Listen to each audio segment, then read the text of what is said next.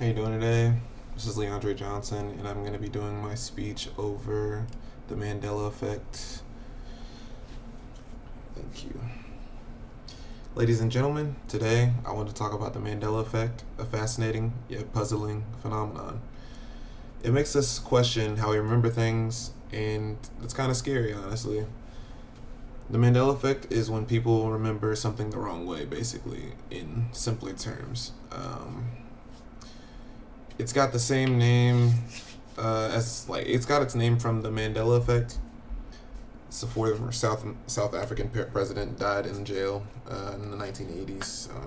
Just a little background about him. And the thing about the Mandela Effect is that it's not just one event. It happens and occurs in multiple different things. It's just basically stuff that we don't remember as well as we used to when we first originally learned about it. Some examples include the Bernstein Bears. A lot of people remember the Bernstein Bears with an E, but it's actually spelled with an A. Another example would be the Monopoly Man. The Monopoly Man, most people think he has a monocle, which is that little glass figure on his eye, but he actually doesn't have one. And a lot of people remember him with one, and that's just where the Mandela Effect comes in. Or one more, it would even be the Fruit of the Loom logo. Some think it has a cornucopia, but it never did, actually. So that's something that's interesting about it. But why do we get these things wrong? Some say it's because we live in a multiverse with different realities and our memories cross over, but there's no proof of that. Others think our memories just aren't as good as we think, which is what I tend to believe because honestly, this comes into play when we talk about things like criminal justice, for example. When people try to recall the person that did a crime to them or in any effect like that, they never usually remember the exact person who did it, especially if you put them in a room with someone who's similar to what the features that they thought they saw. The Mandela Effect also shows that our memory can't be trusted for the most part. This is a big deal in psychology, criminology, and marketing, where understanding memory is important. So, what can we learn from this? First, our memory is tricky. It's not perfect and it can be influenced by lots of things. Second, we should be skeptical. Just because many people remember something one way doesn't make it right. So, for example,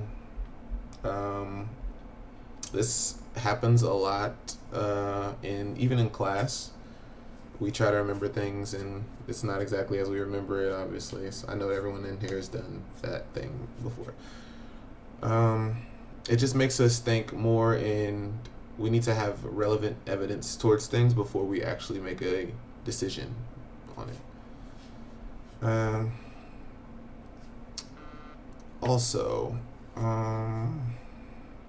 we usually remember things differently as we hear them more. So that's another thing that's called memory distortion. Basically, if I were to say something enough times, many people are going to believe it. And we see this a lot in social media, especially. In social media, you tend to see something on the internet, and just because someone big posted it, they're automatically going to think that it's real, and that's usually not the case. But yeah, that's a big thing about the Mandela Effect. But in conclusion, the Mandela Effect isn't just a fun idea. It challenges how we see reality and memory. It reminds us that our memory isn't always right, and the truth can be hard to find sometimes. So next time you remember something, take time to think. It might be one of those things that aren't what they seem. It could possibly be something completely different than what you think it is. Thank you, and I appreciate your time. Thank you for all for coming in the video.